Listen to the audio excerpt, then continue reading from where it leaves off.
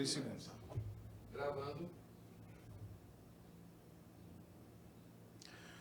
Olá, amigos das redes nada sociais.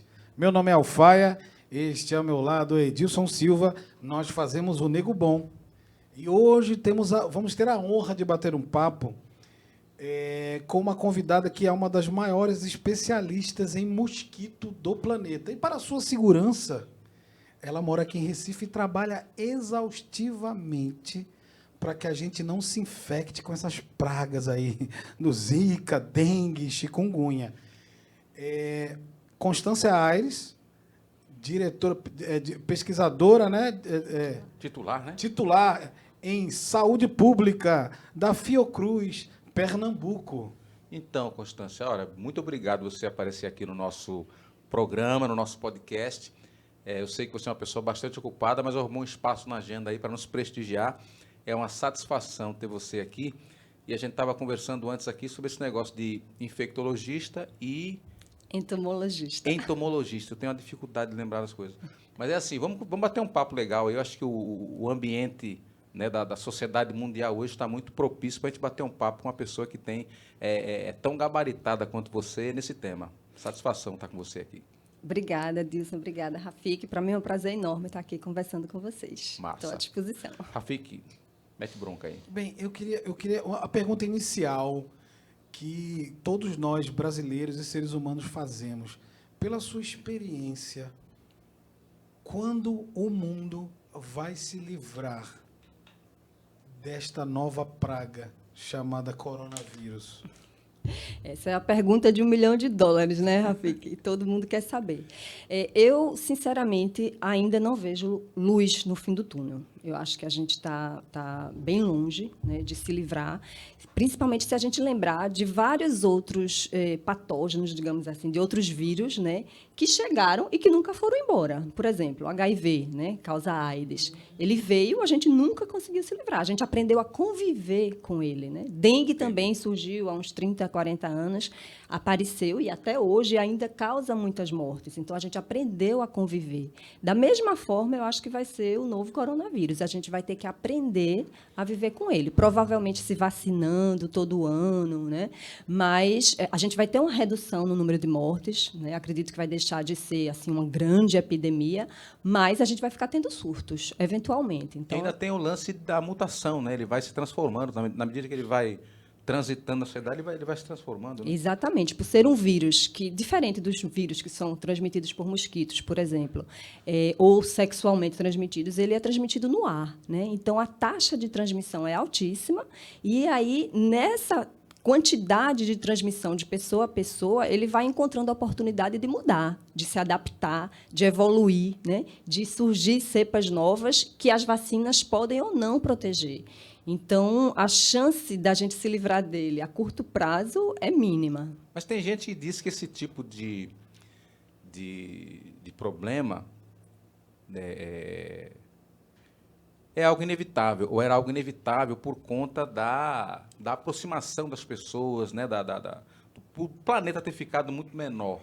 Muito menor. Isso, então, isso inevitável. era uma coisa era mesmo inevitável? Isso? É inevitável por conta do nosso estilo de vida, né? O nosso, digamos, modelo de desenvolvimento, esse modelo capitalista, consumista, de depredar o ambiente, de devastar florestas. Cada vez mais, a gente vai entrando em ambientes silvestres, onde esses patógenos e outros parasitas vivem, habitam, e a gente vai destruindo essas áreas e entrando em contato, né, aumentando a proximidade cada vez mais com esses patógenos. Então, é como se a gente estivesse cavando a própria cova, né? A gente está destruindo o planeta, a gente está destruindo os recursos e a gente está cada vez mais entrando em contato com essas coisas que vão provocar doença na gente. Então, vai ser sempre essa luta, né? Eu assim, acho muito importante o desenvolvimento da vacina, acho fundamental para a gente conseguir, pelo menos, reduzir, né, minimizar os danos, mas, para mim, é mais fundamental ainda, e isso as pessoas não estão falando, é a gente repensar o nosso estilo de vida.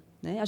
A Covid-19 vai ser a nossa primeira grande pandemia, mas vão vir muitas outras, se a gente não mudar esse nosso estilo de vida. Isso não tem a ver com a compressão do tempo e espaço, assim, as pessoas estavam viajando muito, você está hoje aqui e amanhã está no Japão, esse fluxo de gente, não tem necessariamente a ver com isso. Não. Tem a ver com isso que você falou, de um modo de vida que a sociedade capitalista desenvolve e tal, e que acaba levando a isso. Exato. Essa mobilidade aumentada, ela facilita a maior transmissão, a rapidez na transmissão. Entendi. Né? Mas essa devastação do planeta que a gente está causando, que a gente está provocando, é que faz com que a gente entre em contato com esses patógenos emergentes, né? Digamos assim, com esses novos organismos que vão estar provocando doença no ser humano. E hoje a gente tem uma tecnologia, a gente tem uma infraestrutura, a gente tem uma velocidade para conseguir reverter essa situação. Mas imagine um vírus, por exemplo, como o Ebola, que tem uma taxa de mortalidade muito maior. A gente não ia ter tempo de resposta se ele tivesse o mesmo nível, né, de transmissibilidade, digamos assim, e o tempo de morte não fosse tão rápido, mas fosse mais prolongado, porque o Ebola só não dispersa assim, globalmente, porque quem pega morre num tempo muito curto. Entendi. Entendeu? Ele Então, não tem a tempo de mortalidade, transmitir. isso, a mortalidade dele, a letalidade é que faz com que ele não se propague a nível global. Mas imagine um vírus que tivesse essa mortalidade, mas não fosse tão rápido assim, e as pessoas fossem transmitindo. Então, assim, isso pode acontecer no futuro próximo, né? Então, a gente realmente precisa repensar a nossa forma de vida. E o que assim, você falou em mudanças de estilo de vida. Do que a gente precisa mudar para que isso ocorra com menos frequência ou, pelo menos, com menos intensidade? Eu acho que não, menos frequência, não, até que a gente é assolado, acho que de 10 em 10 anos por grandes... Mas para a gente diminuir a intensidade dessa infecção, o que a gente deveria mudar? Várias coisas, né? Por exemplo, a questão da poluição ambiental, né? Então, a gente cada vez mais devasta e destrói o planeta e produz uma quantidade de lixo enorme que a gente não consegue dar conta, né? Então, essa devastação do ambiente e a gente contaminando áreas, né, onde a gente descarta esse lixo, se a gente repensar, cada um de nós, quanto de lixo a gente produz diariamente? Muito. Lixo que a gente nem sequer recicla, né? E essa produção excessiva e esse consumo excessivo e esse descarte, né, irresponsável da forma como a gente faz com que a gente cada vez mais devaste novas áreas. A gente busque áreas selvagens, áreas silvestres para a gente habitar, para a gente produzir, para a gente plantar, né? Então, a gente precisa repensar essa questão da poluição ambiental. A gente precisa repensar a nossa questão alimentar, porque hoje a gente tem também, por exemplo, um consumo excessivo de carne, que para produzir a carne a gente tem que desmatar para poder criar o gado, para poder criar, né, lidar com a agropecuária. Então, essa coisa do agronegócio, essa coisa da alimentação de carne, ela precisa ser repensada. A gente não tem a necessidade, digamos assim, biológica de ter esse consumo excessivo, né? E, mesmo assim, a grande quantidade que é plantada e que é produzida, ela não é distribuída, bem distribuída. Então, ao mesmo tempo que a gente tem essa coisa de dizer, não, tem que plantar mais, tem que devastar para plantar mais porque as pessoas estão morrendo de fome, isso não é verdade. Porque a área que a gente tem de plantação ela já é suficiente para alimentar o mundo todo. Acontece que ela não é bem distribuída, né, entre a população. Então, por que a gente tem que ter esse estilo de vida, né? Eu tenho que ter mais, eu tenho que consumir mais. A gente estava conversando antes, né, a questão da alimentação. Então, precisamos repensar isso também, né? Então, não só o nosso estilo de vida está causando essa devastação, mas está causando o aquecimento global. É o que eu ia falar agora. Você está falando enquanto entomologista, né? Numa pauta extremamente importante, que a gente está saindo agora da COP26, onde tudo isso que você está recomendando são questões que estão levantadas lá, mas sob o outro viés, que é o viés do aquecimento global, né? E você traz a questão enquanto uma entomologista, né? Interessante essa... O aquecimento global, ele também propicia o aumento da população de mosquitos, né? Quanto mais quente para o mosquito, melhor. Então, imagine, a gente está numa situação em que o aquecimento global favorece a reprodução do mosquito, a gente está aumentando a densidade, a população mundial está crescendo e a população mundial é o hospedeiro, né? Digamos assim, para os mosquitos. Os mosquitos se alimentam, muitos mosquitos se alimentam do sangue humano. Então, a gente está com hospedeiro, né, crescendo, aquecimento global favorecendo a reprodução. Então, a gente está, assim, criando um mundo perfeito para os mosquitos. E isso, obviamente, o surgimento, o aparecimento, né, e o aumento das doenças que são transmitidas pelos mosquitos. Mas, Que por exemplo, horror. o senso comum, e eu não sei se isso é verdade, que eu não sei se é especulação ou se foi realmente pesquisado e tal, é que o chorume lá na China, que junto com os morcegos e tal, é que criaram essa coisa do corona e tal. Quando você fala de desmatamento, quando você fala de mundo natural, e junto com o nosso lixo, é que, eu não sei se eu entendi direito, mas parece que esses resíduos criam substâncias que, junto às substâncias do mundo natural, que não necessariamente são letais ou prejudiciais ao ser humano, mas parece que a junção desse chorume aí com algumas substâncias do mundo natural, do mundo da natureza, do mundo selvagem, vai criando esse tipo de coisa. É isso? O simples fato da gente aproximar, né, os seres humanos desses animais silvestres. Então, esses animais silvestres estão lá no ambiente silvestre, né?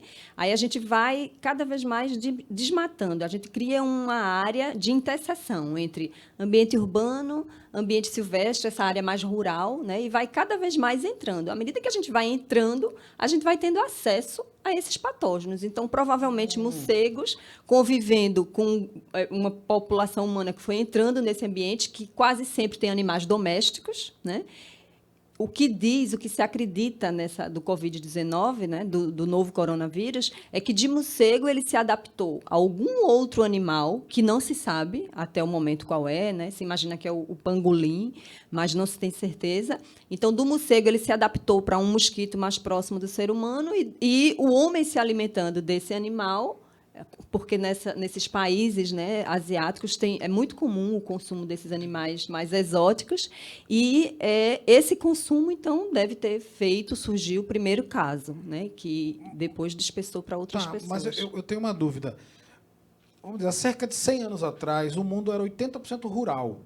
O homem tinha esse acesso à natureza, talvez de maneira muito mais frequente, né? Eu acho que a vida inteira, praticamente. Ele era muito mais integrado, né? Do que nós. Então, o que mudou? Porque se o homem era integrado, 80% da população era rural, o mundo era muito mais integrado à natureza, a esses patógenos, do que esse momento que a gente tem uma população que inverteu a polaridade. Hoje nós somos 80% urbanos, ou seja, tem crianças em Recife, São Paulo, Curitiba, Rio de Janeiro, que nunca viu uma galinha viva, por exemplo. Isso é uma realidade, isso não é só um dito popular. Então, o que mudou? Se naquela época existia mais contato com esses patógenos e hoje existe menos, e por que a gente está sendo mais afetado? Existia mais contato, né, por ter esse convívio maior, né, em ambiente silvestre, mas a população mundial era muito menor, né? E o que é que acontece? Acontece que a gente não pode esquecer que naquela época tinha muitas doenças. Nós já conseguimos eliminar várias doenças do planeta, né? E estamos em via de eliminação de algumas, através da vacina, por exemplo, né? Então, febre amarela já devastou 1/3 da população aqui no Brasil, por exemplo. A varíola, a peste bubônica, dizimava cidades inteiras, né? A gripe espanhola, que foi a última grande pandemia no mundo, né? Levou quase 1/3 da população da Europa. Então, assim, a gente tinha um grande número de mortes. Agora, hoje, a gente tem uma população mundial gigantesca, né? Ultrapassando os 7 bilhões. Então, em números absolutos, a quantidade de gente, né, que pode morrer numa pandemia dessa é muito maior. Ou seja, mesmo com a maioria da população não tendo esse acesso ao mundo natural, ao mundo selvagem, mas só que se um for lá e pegar, antes passava para 80, hoje passa para 80 mil. Basta uma pessoa, exatamente. Como ele falou, a questão da mobilidade, né? Antigamente, quando você tinha uma epidemia na Europa, para chegar aqui, tinha que vir de navio. né? Levava meses para chegar. Morria no navio. Hoje não. Hoje você tem uma pessoa, ela entra no aeroporto, sei lá no Japão, né, em Hong Kong, por exemplo, e vai para o mundo inteiro. Com 24 horas ela está no no mundo outro lado inteiro. do mundo. Então, essa mobilidade realmente facilitou essa transmissão, né? Agora, por sorte, hoje nós temos tecnologias que permitem a gente identificar rápido, fazer o diagnóstico rápido e desenvolver uma vacina, né? E até, às vezes, até um tratamento, né? Um medicamento. Imagina antigamente, que você nem sabia o que era, né? Aí tinha toda aquela parte mística. Você nem sequer sabia com o que é que você estava lidando. As pessoas adoeciam e morriam, né? E as pessoas, a única opção que tinha era rezar. Ou então aquelas sanguessugas, né, que a gente vê em filme, que a todo galera tipo colocava. de tratamento louco que se fazia naquela época. Diz uma coisa, Constância, a gente teve aí agora a COP26, né? E o mundo está muito voltado para isso, né? Assim, essa é uma pauta global. É aquilo que mais movimenta a ONU e tal. Isso aí, trabalhado junto com essa questão da pandemia global. Você, como uma especialista em mosquito, e né, que me deu essa informação que eu não tinha, que é que o aquecimento global aumenta a temperatura, cria um ambiente mais propício para a propagação aí dos mosquitos. Qual é a sua... Você é otimista, você é pessimista? Como é que você está vendo aí o caminhar da humanidade com relação a isso? A gente vai conseguir conviver bem com isso? A gente vai começar a resolver? Ou você vê com dificuldade? Eu sou otimista porque a gente tem que ser otimista, né? Então, eu acredito muito na capacidade do ser humano, muito. A gente observa as coisas que a gente construiu, né, até agora, e a gente chega a se orgulhar, né, da capacidade do ser humano em termos de mente, em termos de cérebro, de como a gente tem uma grande capacidade para conhecer o mundo à nossa volta e para desenvolver tecnologias que melhorem a nossa vida. Agora, o que falta é uma consciência, né, uma humildade de que nós somos apenas um ser vivo neste planeta, assim como todos os outros, né? E, provavelmente, a única espécie que não reconhece a importância de cuidar da casa onde você vive. A gente só tem esse planeta, né? Vai demorar muito até que o homem consiga colonizar Marte ou ir para a Lua ou qualquer outra coisa nesse sentido. Então, a gente tem que acabar com essa ideia de vamos buscar outros planetas para viver, porque aqui já está sem opção, né? A gente precisa aprender a cuidar da Terra. A Terra é um planeta que ele responde muito rapidamente. Se a gente desaparecer do planeta, né, como os dinossauros desapareceram, a Terra se recompõe em alguns poucos anos, né? Então, a gente tem que entender, nós somos descartáveis para a Terra, mas a Terra não é descartável para a gente. Então, a gente precisa reverter essa ideia, essa forma de pensar, né? Como a gente lida com o planeta, como a gente lida com o ambiente. E eu acho que essa nova geração já tem essa mentalidade. Então, quando a gente tiver tempo em que esses jovens consigam assumir cargos políticos que tomem decisão, já vai ser uma ideia completamente diferente. Meus filhos, por exemplo, não querem tirar carteira de motorista, nunca quiseram, apesar de eu insistir muito, porque o carro polui o meio ambiente, né? E porque o carro torna as pessoas sedentárias. Então, por que a gente vai sobrecarregar o sistema de saúde porque você simplesmente não quer se exercitar, não quer caminhar, não quer andar de uma bicicleta, né? Então, essa geração, eu acredito que já tem essa mentalidade e eu acho que, em poucos anos, a gente vai poder ter uma mudança de comportamento. Essa reunião, esse evento, lá em Glasgow, na Escócia, ele já é a prova de que o ser humano reconhece que a gente já ultrapassou o ponto de não retorno. Talvez não tenha volta, né? Então, as pessoas agora estão começando a se desesperar. Olha, meus filhos vão ter que viver num ambiente que eles não vão conseguir respirar direito, né? A gente vai viver em Recife, onde a Avenida Boa Viagem já vai ter sido engolida pelo mar. Então, Recife é uma das cidades mais vulneráveis do planeta com relação a isso. Então, as pessoas estão percebendo. A gente está em casa, todo mundo está percebendo o aquecimento global. Agora, está sentindo, né? Está sentindo na pele. Eu vou fazer uma missa de corpo presente. Essa mentalidade da bicicleta está presente, não sei se com tanta intensidade, mas na geração nossa. Ótimo. Eu moro na Madalena, hoje eu fui para Macaxeira me vacinar, depois fui para o Espinheiro, E voltei para Madalena. Agora que eu estou em Olinda, eu não usei mais a bicicleta, né? Mas eu estou sempre aquela regiãozinha ali, eu vou para Boa Viagem, tudo de bicicleta também por essa mesma razão, porque eu também preciso perder os quilinhos. É isso, mas quando você está na bicicleta, você vê a falta de respeito das pessoas que dirigem carro com o ciclista. Porque na cabeça das pessoas, elas têm mais direito de usufruir da rua do que o ciclista, né? E ele não percebe que aquela pessoa que está ali na bicicleta está fazendo um favor a você, está fazendo um favor a toda a sociedade. Mas né? eu queria te perguntar o seguinte, que eu vou fazer o advogado do diabo. Eu tenho 47 anos, quando eu tinha 15 anos, que essa coisa, a informação sobre ecologia, ela chegou, eu acho que ali no final dos anos 80, para o senso comum. No caso, senso comum. Eu, adolescente, foi quando começou a chegar para nós, através da TV, principalmente, do rádio, essa preocupação. E depois das revistas, dos jornais, essa preocupação ecológica.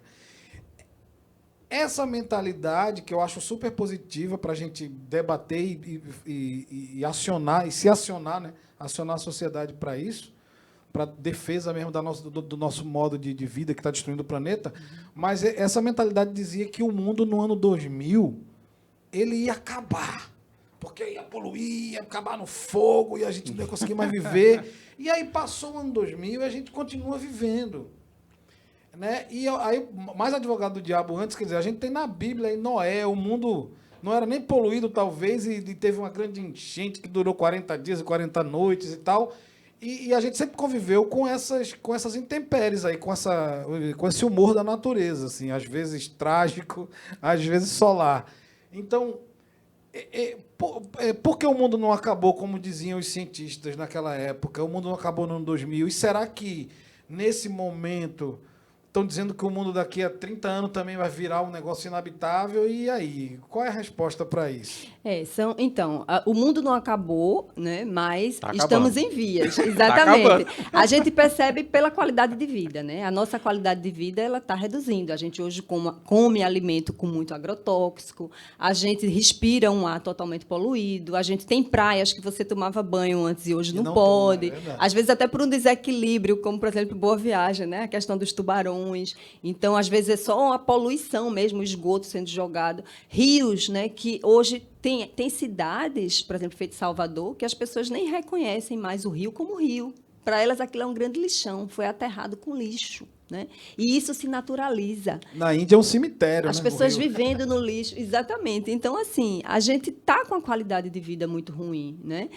Mas, ao mesmo tempo, a gente conseguiu desenvolver tecnologias. Então, a tecnologia permite hoje o homem, por exemplo, aumentar a expectativa de vida. Se antigamente era agora, 65 anos, hoje se chega aos a 100. Né? É verdade. Por quê? Por conta do avanço na medicina, medicamento, a tecnologia do esporte, né? As pessoas se preocupando também em relação a isso.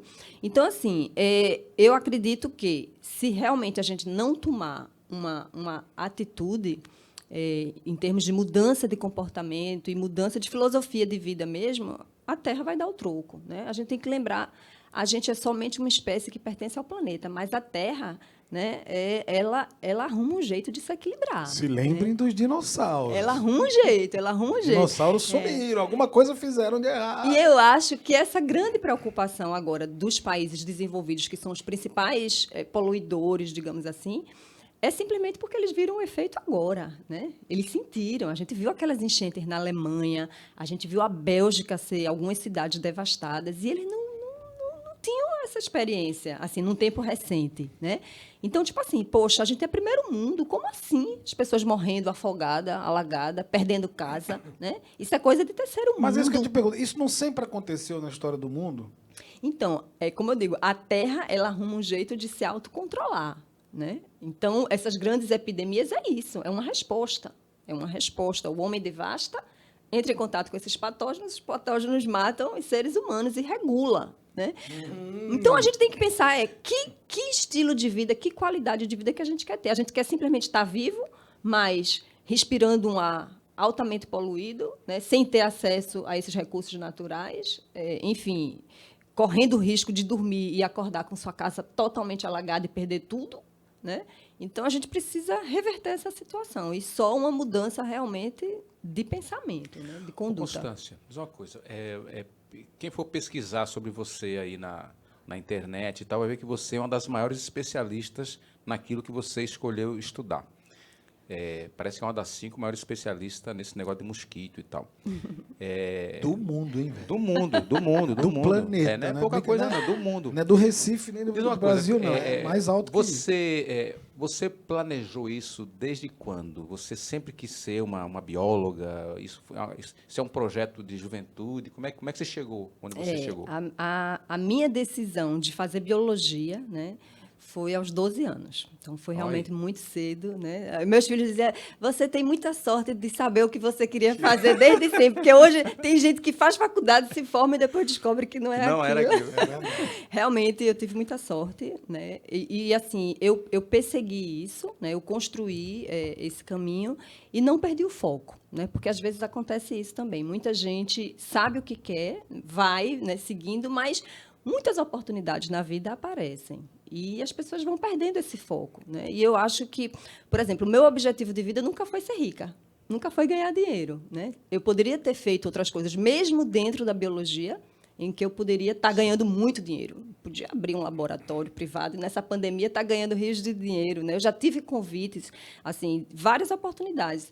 Mas o meu desejo, a minha paixão, sempre foi realmente fazer pesquisa, né? Ser uma pesquisadora. Ser uma cientista. Uma cientista. Então, eu acho, né, que hoje eu realmente estou onde eu sempre quis estar, né? Eu já viajei para outros países, já fui fazer pós-doutorado fora, recebi convite para ficar e para, né, ter a oportunidade de trabalhar em outros locais de forma permanente. E eu digo, não, eu sou uma pessoa que a vida inteira viveu de bolsa do governo brasileiro, o CNPq, que hoje está sendo destruído, né, nesse atual governo.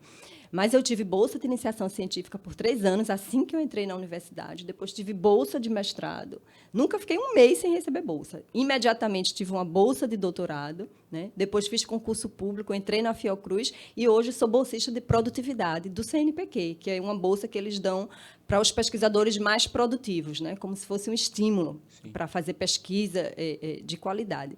Então, eu tive esse investimento do país, do meu governo, né, da minha terra. Então, eu me sinto na obrigação de trabalhar duramente em prol dos brasileiros, né?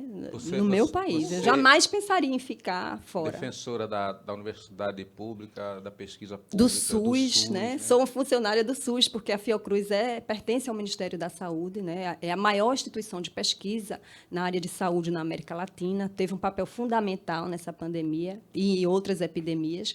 E, assim, tenho muito orgulho, né? Eu acho que isso é o que me alimenta todo dia, isso é o que me dá esse otimismo, né, em relação às coisas. Você tem uma visão de mundo... De onde é que veio isso? A gente percebe aí pelas conversas, né, que você é uma figura engajada e tal. Isso vem de onde, assim, essa sua militância, eu sou filha, né? A gente estava conversando antes do sistema jurídico que você estava falando, que você também é apaixonado. O meu pai era um grande jurista, né? Ele foi juiz e ele tinha muito essa questão do sentimento de justiça, né?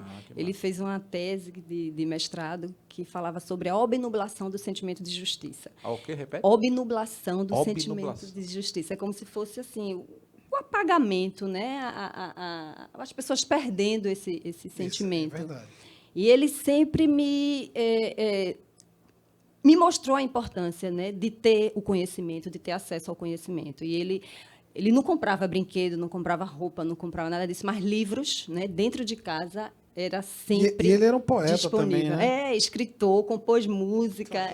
Então, era uma pessoa que assim, foi muito importante na minha formação, foi muito importante na minha construção como pessoa.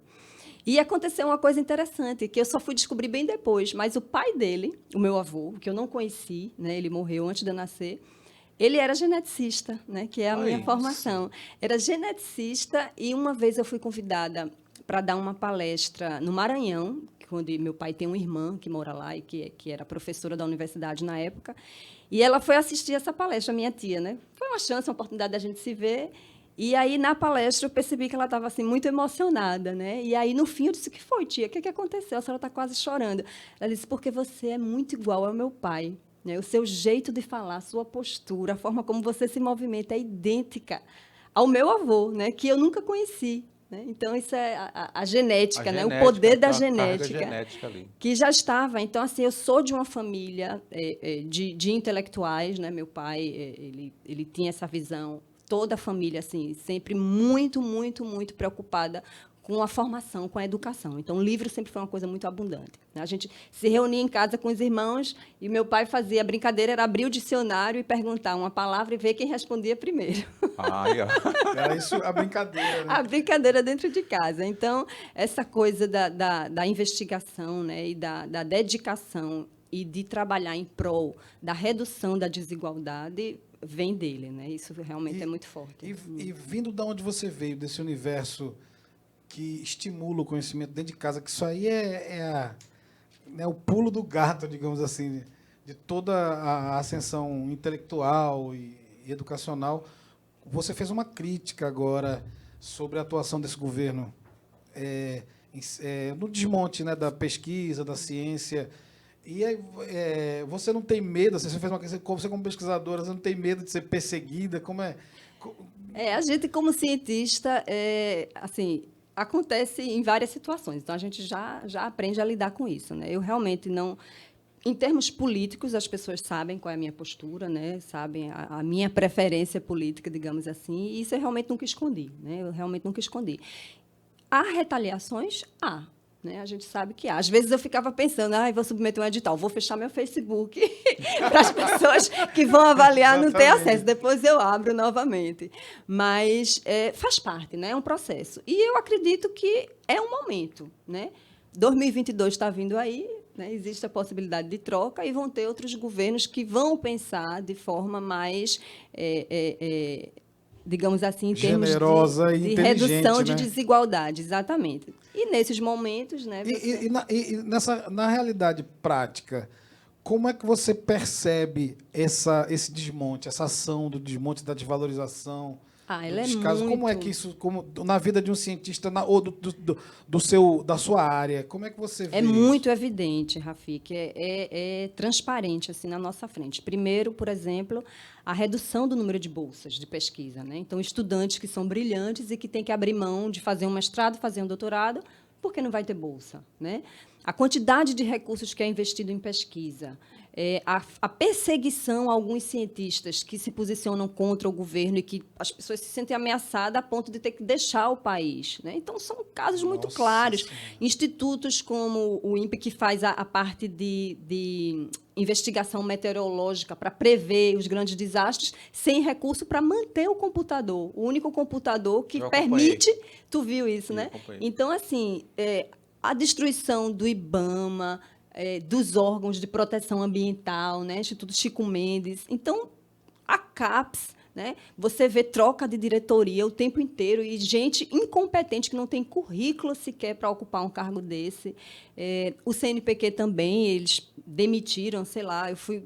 Logo no início do governo, fui fazer uma visita, fui avaliar um edital que estava tendo lá, e a gente entrava na sala, aqueles gabinetes gigantes que cabia, sei lá, 20, 30 pessoas, com 5, 6 pessoas trabalhando, porque a maioria foi demitida. E o pessoal está indo embora, está ficando? Como é que você... A gente está vivendo um momento que isso aconteceu há muito tempo atrás. Né? Antes do governo Lula, a gente tinha muito isso, a questão da fuga de cérebros. Né? As pessoas sem perspectiva aqui no Brasil, e encontram oportunidade lá fora e preferem ficar. Né? Eu disse a você, recentemente, eu estive em Portugal e tive a oportunidade, tive o convite de ficar lá, de permanecer, e muitas pessoas estão simplesmente, né, assumindo essa possibilidade e investindo, porque se você se forma, você termina um doutorado, veja, a bolsa de investigação é muito baixa. Né? Uma bolsa de iniciação científica hoje é R$400. Na época que eu estudava, era 250, era quase 3 vezes o salário mínimo para você ser iniciação científica. Eu casei, né? Eu tinha uma família vivendo com uma bolsa de iniciação científica. Quem é que hoje vive com R$400? Mas não se preocupe, que militares e disseminadores de fake news estão tendo uma vida maravilhosa no governo Bolsonaro. Eu estava dando uma reportagem que um militar, agora, os militares, as Forças Armadas, elas estão fazendo muita força junto com o governo e até tentou cooptar o CNPq dá de vez em quando umas rasteirinhas nesse processo, que é o seguinte, finalizando, um militar que vai fazer um doutorado lá fora, ele pode, como é que se diz, angariar privilégios que chegam até R$230 mil de salário. Entendeu? Eles estavam fazendo isso. Quando eles chamaram o CNPq, porque é impossível você fazer... Eu esqueci, é um lance de bolsa, que envolve CAPES, envolve... Né? E aí, assim, fizeram até 230 mil, porque aí você tem que alugar uma casa por tantos $1.000 em um Mushroom Grounds, e você, por filho, você ganha mais R$30 mil. O auxílio moradia, auxílio mudança. Por filho, se você tem mulher, auxílio mudança. Ou seja, você precisa, para você viver bem nesse governo, você precisa ter gandola. Não conhecimento científico. Exatamente. E até uma outra coisa. O militar, por exemplo, das Forças Armadas, que quer fazer um mestrado, parece que tipo, uma espécie de mestrado que eles têm lá dentro dura 3 meses. Quanto é que dura o mestrado para vocês de biologia? Assim? 2 anos, né? O tempo normal e eles são julgados dentro de uma banca militar. Entendi. Não é uma banca, enfim. São 3 meses, eu não sabia disso, não. 3 meses? 3 meses. Tem mestrado que dura 3 meses. 3 meses você é uma mini especialização. É uma mini fábrica de promoção, my friend. Tu não sabe como é que isso funciona. Enquanto os cientistas, né, enquanto gente que está ali tem uma ralação, ganha uma bolsa para a gente melhorar ridícula. como sociedade, ter mais saúde, estão sendo cada vez mais... Mas, enfim, vamos falar de uma coisa positiva agora. O Brasil, me parece, que tem uma tradição muito boa de vacinar em massa, né? Que foi também meio que deixado para lá, para esse governo, por questões ideológicas, mas parece que o Brasil tem um bom status, né? Nisso aí, né? O Brasil, eu posso dizer, sem sombra de dúvida, era assim uma referência mundial, né? Acho que somos o primeiro, a gente está em primeiro lugar em termos de capacidade de vacinação. Ainda está? O Brasil tem condições de vacinar 3 milhões de pessoas em um dia. A Alemanha nunca vai conseguir isso. Nossa Senhora. Né? Então, assim, somos realmente referência mundial. Como isso foi possível? Exatamente por conta de um investimento, né, em uma estrutura de um sistema público. A gente tinha uma estrutura muito bem organizada, né, o Plano Nacional de Vacinação, que, durante décadas, trabalhou em várias doenças, né? A poliomielite, o sarampo. A gente estava praticamente erradicando o sarampo. E aí o cartão de vacinação era coisa obrigatória, né? Todo mundo tinha que ter. Para ser matriculado na escola, tem que ter a vacinação. E aí a gente agora veio essa onda de negacionismo, né, de anticientificismo, de que vacina tem um chip ou sei lá o quê, e as pessoas não querem vacinar. Mas ainda assim, quando você compara com os outros países, o Brasil tem a maior aceitação de vacinação. E é exatamente por conta dessa tradição de vacinação que faz com que hoje, por exemplo, a gente só não vacinou, a gente só não está em primeiro lugar de vacinação porque a gente teve um governo que não acreditou na vacina, que não desenvolveu a vacina, que não investiu, né, na produção da vacina nem na compra. Mas a estrutura, ela existe. Eu vou dar um exemplo. A Rússia, por exemplo, desenvolveu a Sputnik, né? Logo no início, desenvolveu a Sputnik, uma vacina russa, mas eles não têm a estrutura de vacinação. Até hoje, eles não conseguiram vacinar tanto quanto o Brasil conseguiu vacinar. E eles tinham a própria vacina. Então, tá vendo? Isso é para você que tem um complexo vira-lata e fica falando que nada no Brasil presta. Olha aí, viu? Você que está vacinado, hein? Em outros países, como a Alemanha, a França, Estados Unidos, apesar deles terem a vacina, apesar deles terem a estrutura da vacina, você tem os negacionistas que não acreditam na vacina. Então, um percentual muito alto, alguns países chega até a 40% de pessoas que não querem mesmo se vacinar e não vão se vacinar. Mas deixa Darwin fazer o seu trabalho. Exatamente. Aí está vindo a 4ª onda da Covid. Foda-se. E está fazendo a seleção natural, exatamente. Maravilha. Então, essa 4ª onda que está vindo agora, da Covid, ela está exatamente abarcando essa turma, os negacionistas, né? As pessoas que não quiseram se vacinar. Ou as pessoas que não completaram o ciclo da vacinação. Mas isso é meio absurdo, porque, veja, essas pessoas que não se vacinam, elas não podem estar contribuindo para novas cepas? Exatamente. São elas que vão propiciar o aparecimento de novas cepas, de novas variantes do vírus, porque enquanto tiver havendo transmissão, é possibilidade de evolução para o vírus, né? E aí, mesmo os vacinados porque vai tornando vão ficar obsoleta. desprotegidos. Quem já foi vacinado a vacina pode Não ficar funcionar. obsoleta. Mas é incrível. Você, como cientista, a gente recebeu aqui o Adeluna, né, para bater um papo, e esse é um assunto assim que me deixa muito. Me desanima às vezes, sabe? Os negacionistas, sabe? E é muito importante que a gente sempre reafirme que isso não é um problema do Brasil. Eu digo sempre que na Inglaterra tinha gente depredando torre de 5G. Gente com nível universitário. Não é um problema de instrução, né? É um problema mesmo de visão de mundo e de loucura. É emocional, cara. Eles estavam quebrando a as gente torres vive de 5G, dizendo que as torres de 5G transmitia a Covid. Então, que loucura. Pelo- Gente, pelo tem gente que telefone. até Agora, hoje não e acredita você- que o homem foi na Lua, Eu, que acha por que aquilo tudo é exemplo, fake. Não, a minha mãe, né, mãezinha que já foi e tal, ela quando aparecia na televisão lá atrás, né, muitos anos atrás, eu era menino, 10 anos que o homem foi para a Lua, ela disse, isso é mentira. Sabendo que isso é uma invenção, etc. e tal. Mas a minha mãe tinha até uma licença poética para pensar assim, sabe? Minha mãe, coitadinha, né, viveu no interior de Santa Catarina e tal, sem muita instrução. Mas a gente está vendo, muita gente fala, não, pô, isso é ignorância. Eu falei, não é ignorância, sabe? Isso não é falta de instrução. Tem gente com muita instrução. Deixa eu estar vendo aqui no Recife, na rádio aqui que toca a notícia, um sujeito, um jurista muito conceituado, um cara que um tempo atrás foi cogitado até para ministro aí do tribunal, para o STJ ou para o STF, e o sujeito falando absurdos, um sujeito culto, um sujeito com a capacidade, sabe, um cara que escreve livros, e um cara que com uma postura negacionista. Você, que é uma cientista de ponta, uma pessoa que viaja o mundo e tá dizendo para a gente aqui que tem países que chega a 40%, países de primeiro mundo, de pessoas que não querem se vacinar. Isso é uma derrota da ciência? Como é que tu vê isso? Eu acho que eu sou apaixonada pela ciência, né? É importante dizer isso aqui. Sou cientista e sou apaixonada pela minha profissão. Mas eu acho que a ciência falhou em alguns aspectos. Falhou, primeiro, em manter um distanciamento da sociedade, né? A ciência, ela meio que estava sempre num pedestal, né?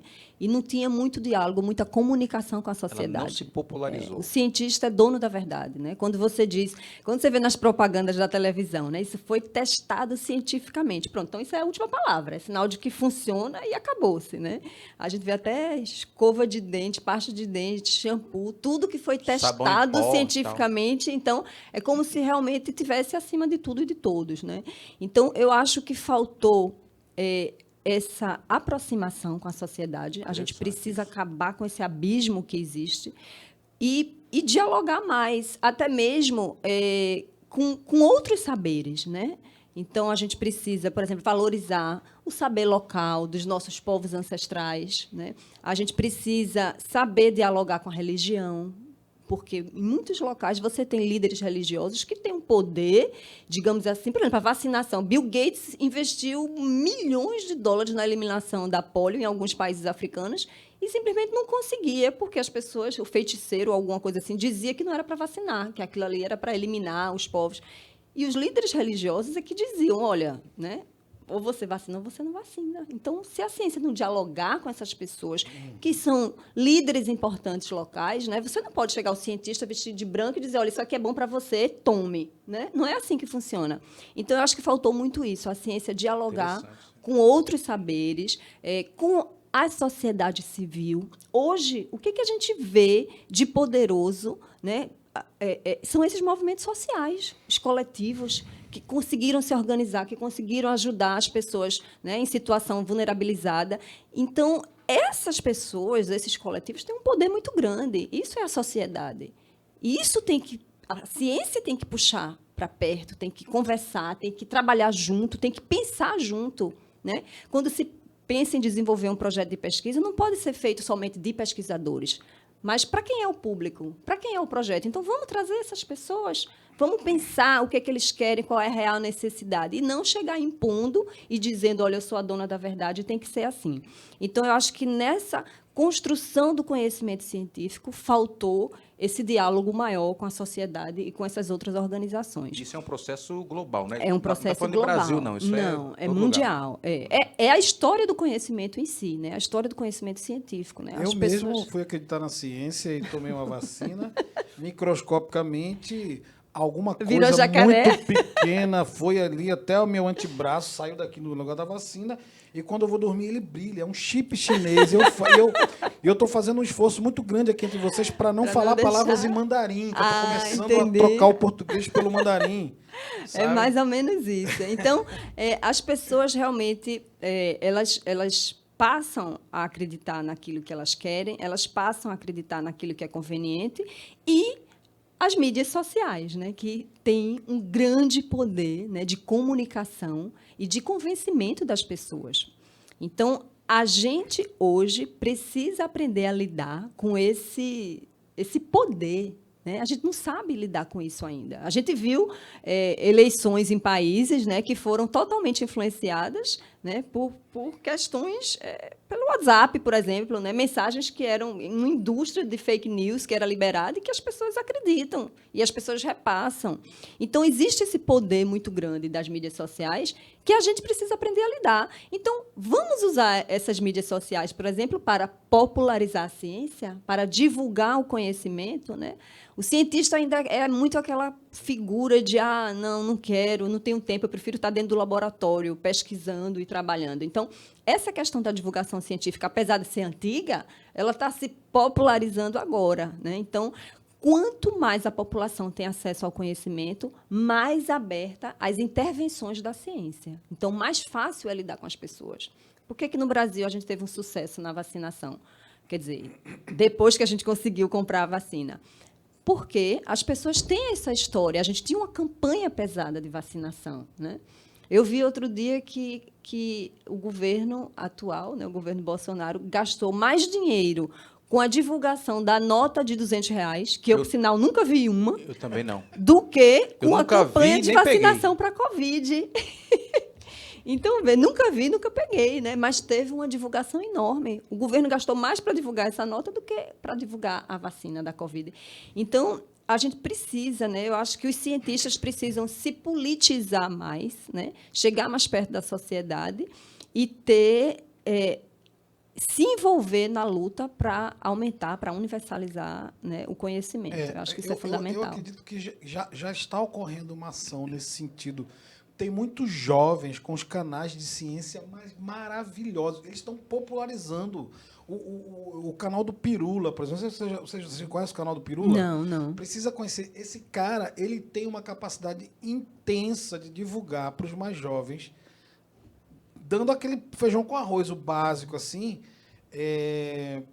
conhecimento científico, entendeu? E é muito legal, porque eu acho que ele é biólogo também, o Pirula. E ele tem esse canal, assim, um dos canais mais bombados da internet, assim, que mais tem acesso no Brasil, Portugal, etc. Tem umas meninas do interior de São Paulo também, que são duas meninas, que elas também são cientistas. Eu não sei de que área, mas... E elas também são super populares. Então, eu acho que houve uma reação. Acho que essa galera mais nova que sabe mexer com rede social, com YouTube e tal, viu essa coisa. Puta, a gente vai perder terreno, está sendo desacreditado. Tem um monte de fake news, teoria da conspiração, QAnon, etc. Vamos ou até por paixão mesmo, por unir essa coisa da juventude que está muito atenta, né, às redes sociais, ao YouTube, com a questão da formação científica, depois que tiveram passado. Cara, então, assim, tem muitos canais nesse sentido e que estão popularizando. Podcasts também, né? Exato. A gente conversou com a Deluna, ele listou, assim, alguns canais que depois eu fui falar, caramba, milhão, sabe? Tem 1,5 milhão de visualizações, etc. Tem cientistas que viraram digital influencer, né? Isso, exato. São muito poucos. São muito poucos. As pessoas que têm facilidade, né, para usar essas tecnologias e têm recurso, porque requer, né, uma certa estrutura, elas conseguem tocar esse tipo de programas, mas ainda é muito tímido. né? Você vê que é um ou outro, né? Mas imagina se cada pesquisador dedicasse um tempinho, né, dentro da sua vida profissional a fazer a divulgação científica, né? As pessoas a terem acesso a esse conhecimento. Eu acho que o resultado seria a popularização massiva assim, dos conceitos científicos, porque eu vou falar, o Pirula é muito famoso. Muito famoso. Ele, inclusive, ele vai a diversos outros programas, diversos outros podcasts. Para falar sobre isso. Assim, o cara é uma estrela. Uma E referência. essas duas meninas também. Eu não sei, porque eu acompanho poucos canais de ciência, mas esses dois eu acompanho, eu acho assim, e vejo, cara, tem coisa de 1,5 milhão de visualizações. É sabe? bastante. É muita coisa, assim. E eu acho que, como você falou, se alguns pesquisadores, principalmente esses mais jovens, que têm essa facilidade com a ferramenta, eles utilizarem isso, cara, isso vai ser muito positivo para a popularização. Imagina, as pessoas... da ciência. É porque quando você tem acesso ao conhecimento, você se torna capaz de tomar as decisões que são importantes na sua vida. Por exemplo, toma ou não toma vacina? Né? É uma decisão importante e que, se você tem acesso ao conhecimento, não é difícil tomar essa decisão. Na verdade, é muito fácil. Né? Agora, quando as pessoas não têm acesso ao conhecimento, aí vai acreditar em todo tipo de coisa. Né? Eu tenho, assim, eu acho que essa questão da Covid, ela revelou, assim, uma situação caótica, porque eu tenho uma pessoa muito próxima a mim, que já é uma pessoa com uma certa idade, e ela não tomou vacina, sabe? E ela é reticente com relação à máscara, sabe? E acaba negando, né? Realmente, e se expõe, né? É um negócio terrível. Mas me parece que essa questão da Covid, ela meio que revelou isso, e me parece que a reação a isso, ela é muito positiva, né? Tem, assim, foi muito importante, eu acho, essa informação que você deu aqui sobre como a ciência se distanciou ao longo do tempo da população em si, né? É uma postura meio arrogante mesmo, assim, e tal, né?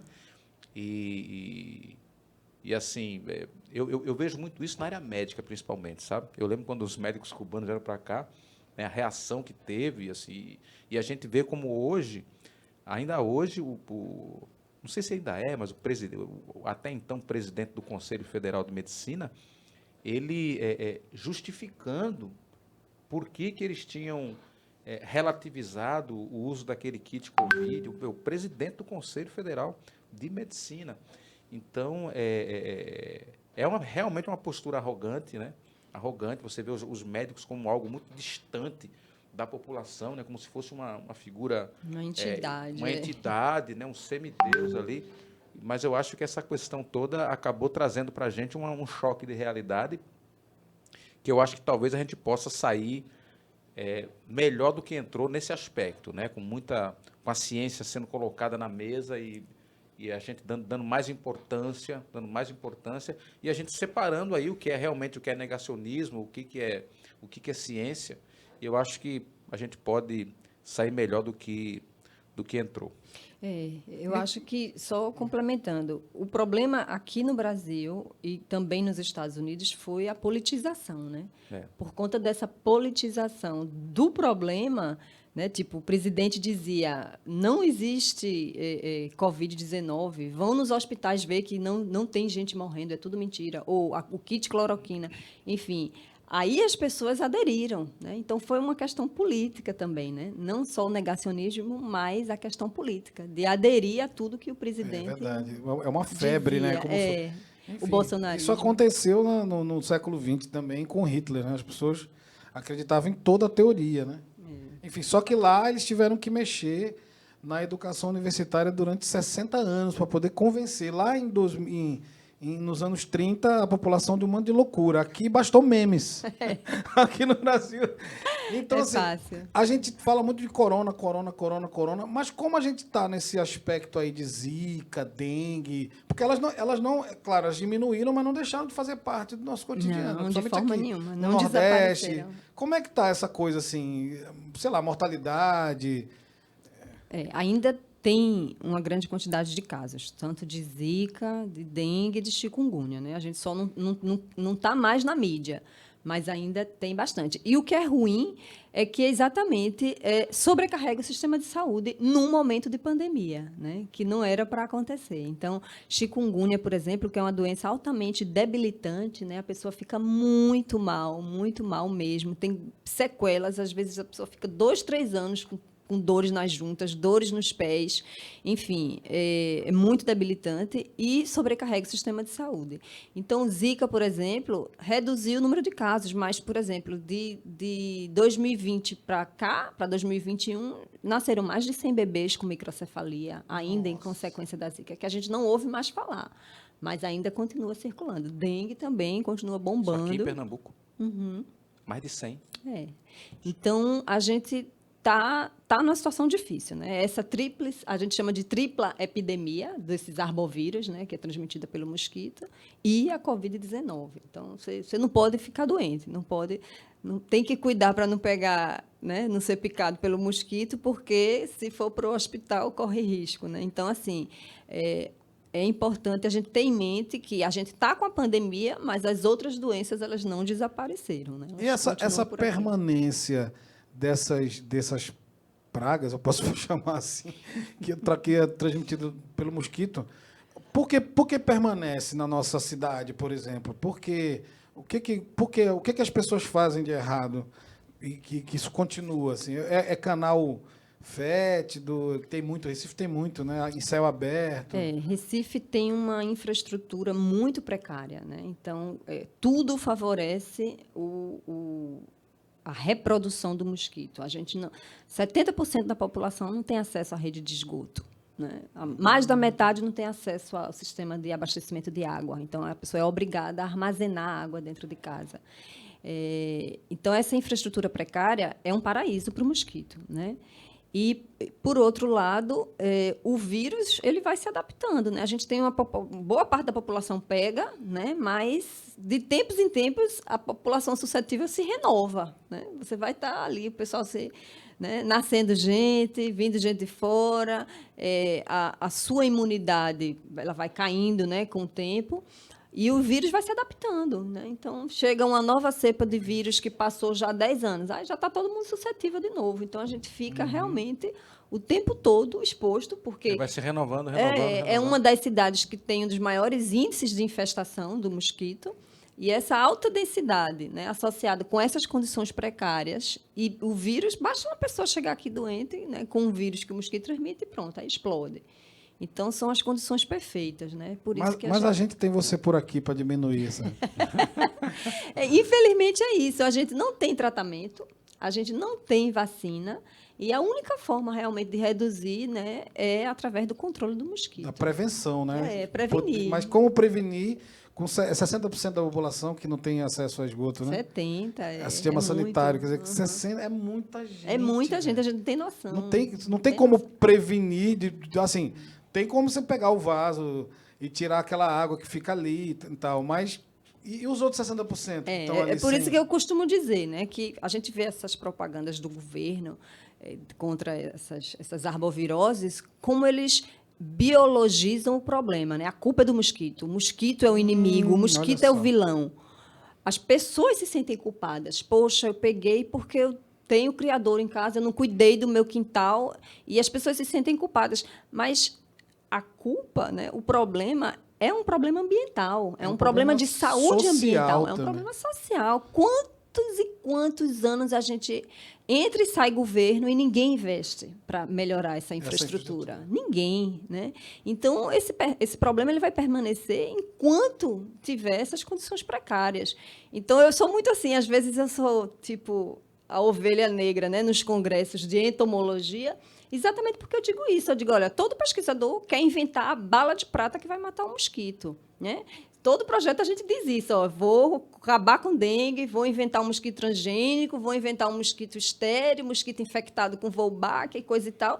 Mas a gente sabe, o problema é ambiental. Não tem bala de prata que vai matar o mosquito, né, enquanto a gente não tiver as condições de saneamento adequadas. Então, isso é fato, né? A gente tem que também pensar de forma diferente em relação a isso. Tem alguém aqui dentro do estúdio, nosso editor Yuri Teles, que pegou chikungunya agora nesses últimos meses. Tá doendo ainda, filho?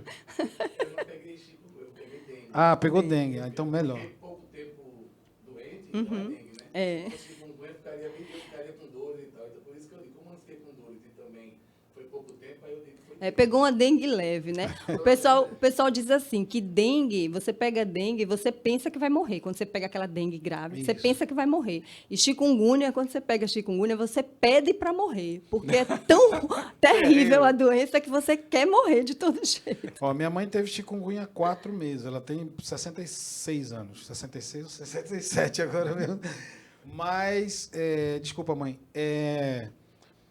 Mas ela agora ela conseguiu andar. Assim, há 2 semanas para cá ela consegue andar pelo bairro, entendeu? Ela, por exemplo, caminhada, é horrível. caminhada ela não consegue fazer essas caminhadas que o pessoal vai para o parque, passa 45 minutos, ela não consegue fazer. A palavra chikungunya, ela vem inclusive daí, né? Chikungunya quer dizer andar assim, curvado, né? Corcunda. Ah, é? Porque as dores nos pés, nas articulações de uma maneira geral, são tão fortes que as pessoas não conseguem andar direito, né? Ela acaba com a postura, né, da pessoa. Então, realmente é muito debilitante e a gente está no meio de uma epidemia, né? Então, realmente tem que prevenir, porque ninguém vai querer pegar. Terrível.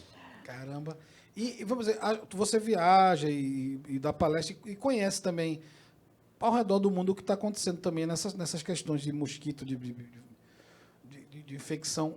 As condições da Ásia são muito parecidas com a que a gente tem aqui na América Latina, no Brasil, ou diferem em algum aspecto? A gente tem vários países asiáticos, né, que têm uma infraestrutura precária, né, muito similar à nossa, né, países super populosos, né, como Índia, como China, e que realmente também é um problema grave de saúde pública lá, né? Mas tem países que são super desenvolvidos, como Singapura, por exemplo, em que eles têm um programa assim fantástico, né? Inclusive, se a pessoa for pega com o criador dentro de casa, paga multa, né? Agora é um país que tem um índice, digamos assim, né, de qualidade de vida altíssimo, né?